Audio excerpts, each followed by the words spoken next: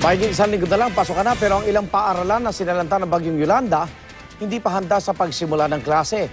Kabilang dyan ang UP Manila School of Health Sciences sa Leyte na hanggang ngayon ay wala pang pondo para po sa rehabilitasyon. Saksi si Sherry Ann Torres. 1970s itinayo dito sa Palo, Leyte ang UP Manila School of Health Services para sa mga nangangarap maging doktor, nurse at midwife. Ito na ang itsura ngayon matapos daanan ng Super Bagyong Yolanda. Ang buong gusali ng universidad, mistulang tinalupan. Kaya ngayong pasukan hindi pa magagamit ng halos 200 estudyante. Wala pa kasing pondo para ipaayos ito. There's a feeling na talagang napakasayang, things like that, at saka our lives will be severely affected. So, ganun. But we have to move on. Sa tent na ito sa loob ng compound ng UP Visayas, pansamantalang nagkaklase ang mga taga-UP School of Health Services.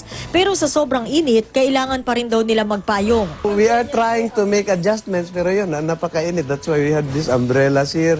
At saka may dito na parang insulator, pero ang init pa rin. Ang mga guro naman sa Rizal Central School sa Tacloban City, may kanya-kanyang kabit ng wish list.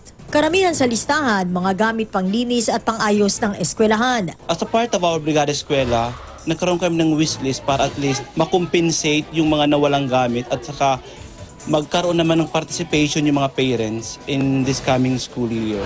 Kapos din sila sa silya, libro, blackboard at iba pang gamit. Buti na lang namimigay ang UNICEF ng libreng bag at gamit pang eskwela sa mga bata. Masaya.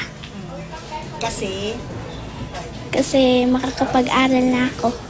Dito sa Rizal Central School, wala naman daw sana silang problema pagdating sa silid-aralan. Kaya lang kasi, yung sitwasyon ngayon dito, ang gusaling ito na merong 8 classroom. At para sana sa mga estudyante ng grades 1, 2, and 3, kasalukuyan pa rin na inuokupa ng may 13 pamilya ng mga evacuees. Kaya ngayon, pinoproblema ng pamunuan ng paaralan na ito kung saan ilalagay ang mga estudyanteng iyon na dapat sana nasa loob ng kwartong ito. We are trying to ask DSWD kung ano talagang pwedeng pang magawa so that at least sila naman hindi naman sila magmukhang kawawa. Sana payagan pa nila kami dito kahit ilang buwan po. Okay lang sa amin. Mula rito sa Leyte, ako si Sherry Ann Torres, ang iyong saksi.